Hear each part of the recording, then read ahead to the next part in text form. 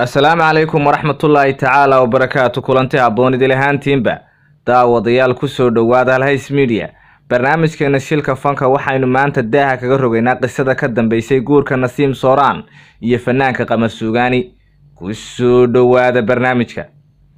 baaritaan iyo xog waraysi dheer kadib waxaan soo xaqiijinay qisada ka dambeysay guurka degdega ku dhacay ee Nasiim Sooraan iyo fanaanka Qamar Suugaani reer Hargeysa. daawadayaal sida aad la socotaan, Qamar Suugaani waxa uu qabay Ugbaad Aragsan oo aad u jeclaa, balse jacaylkaas waxa uu la socon waayay duruufaha iyo waayaha nololeed ee ka jira guud ahaan bagayga Soomaalida. waana Qamar Suugaani oo la daala dhacay duruufo adag ayaa waxa uu in muddo jeclayd gabadh loo yaqaan Nasiim Sooraan oo iyadu haysata dhalashada wadanka Britain. waana Nasiim Sooraan oo fure ahaan u isticmaalaysa baasaboorkeeda Britishka ayaa waxa ay ku qancisay Qamar Suugaani inuu nolosha la wadaago si ay uga saarto duruufaha nololeed ee uu ku jiro.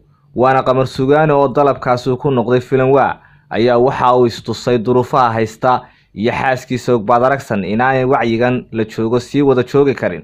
waana Qamar Suugaani oo bilaabay inuu si yar uga durko dhinaca Nasiim Sooraan oo isu durkiyo una bato dhinacaasi Nasiim Sooraan oo haysata baasaboorka Britishka ee wadankaas Ingiriiska. waana Nasiim Sooraan oo iyana ka soo duushay wadanka Ingiriiska bishii September ee sanadkan.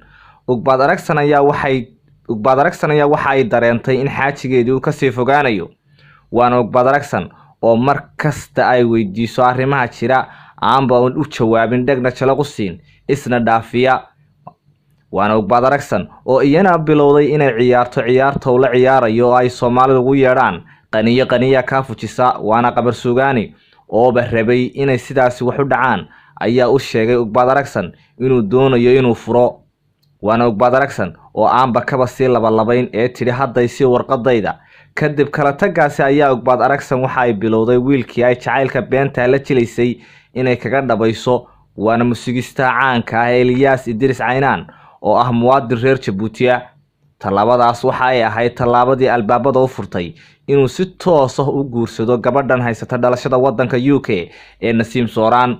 waana Nasiim Sooraan oo soo gabagabaysay inuu dhaco guurkoodii. haddaba daawadayaal isguurka ay isguursadeen Nasiim Sooraan iyo Qamar Suugaani dad ku dhow Qamar Suugaani waxay noo xaqiijiyeen in bisha January uu u safrayo wadanka Itoobiya, gaar ahaan magaalada Addis Ababa, halkaas oo ay Nasiim Sooraan uu ku sii macasalaameyn doono kuna sugi doono processka ay u bilaabi doonto Nasiim Sooraan.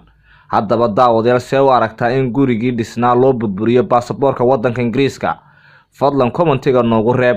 haddaad channelkan ku cusub tahayna subscribe saar si aad ula socoto xogaha daahsoon iyo shilalka fanka Soomaalida. waa anigu Maxamed Cali Daaha. salaamullaahi calaykum waraxmatullaahi tacaala.